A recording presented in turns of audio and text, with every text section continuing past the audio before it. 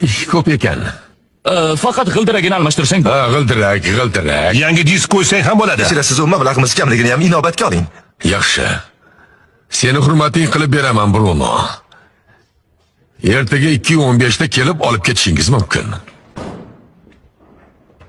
Kechirasiz, biz faqat g'ildirak so'ragandik. O'lala, go'zalligini qara. Bu modelga shunaqa dvigatel qo'ysa bo'ladimi?